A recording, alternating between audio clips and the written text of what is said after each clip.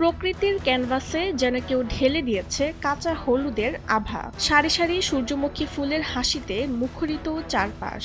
সোনালী রোদে ঝিলিক দিয়ে ওঠা এই বাগানটি এলাকাবাসীর কাছে অন্যতম দর্শনীয় স্থানে পরিণত হয়েছে। ফুলের প্রতি অকৃত্রিম ভালোবাসা থেকেই এই হলুদ রাজ্য গড়ে তুলেছেন একজন উদ্যোক্তা। একসময় চাকরিজীবী ছিলেন মোস্তফা কামাল মধু মিয়া। অবসরের পর ইট পাথরের জীবন ছেড়ে বেছে নিয়েছেন মাটির গন্ধ। শখের বশে চাষ করা এই সূর্যমুখী বাগান আজ কেবল তার শখ নয়, বরং মানুষের বিনোদনের এক চমৎকার ঠিকানায় পরিণত হয়েছে। শুধু সূর্যমুখীই নয়, বাগানের চারদিকে নানা জাতের ফুলের মেলা এঁকে দিয়েছে ভিন্ন মাত্রা।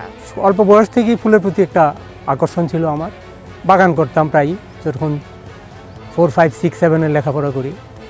তো এখন আমি চাকরি জীবন শেষে বাড়িতে বসে না থেকে আমি একটা বাগানের চিন্তা করলাম, এবং সেই ফুল বাগানটা কী করে অর্থনীতি সমৃদ্ধি আনতে পারে এই উদ্দেশ্যেই আমাকে এই সূর্যমুখীর বাগান তৈরি করা।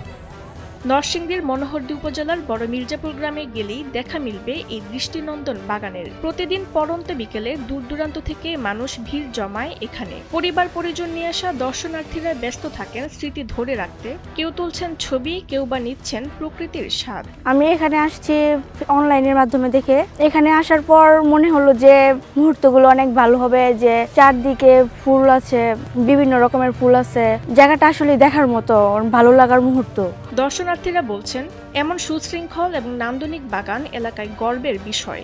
সরকারি বা বেসরকারি পৃষ্ঠপোষকতা পেলে এই বাগানটি ভবিষ্যতে জেলার অন্যতম প্রধান পর্যটন কেন্দ্রে পরিণত হতে পারে বলে মনে করছেন স্থানীয়রা। হ্যাঁ, প্রশাসনের কাছে জানানো আছে যে যারা এই ভিন্নধর্মী একটা উদ্যোগ নিয়েছেন, যার মাধ্যমে কৃষিটাকে আরও উন্নত করা যায় এবং এই সূর্যমুখী ফুলের মাধ্যমে তেল বীজ উৎপন্ন করে দেশে তেলের চাহিদা পূরণ করা যায়। এজন্য কৃষকদেরকে, অন্য কৃষকদেরকে উৎসাহ প্রদান করার জন্য তাদেরকে উচিত উৎসাহ প্রদান করা এবং বিভিন্ন ধরনের অনুদান প্রদান করা। নরসিংদী থেকে মোহামিনুল ইসলাম শুভর পাঠানো তথ্যচিত্রে ডেস্ক রিপোর্ট তাসনিম হোসেন লিয়া।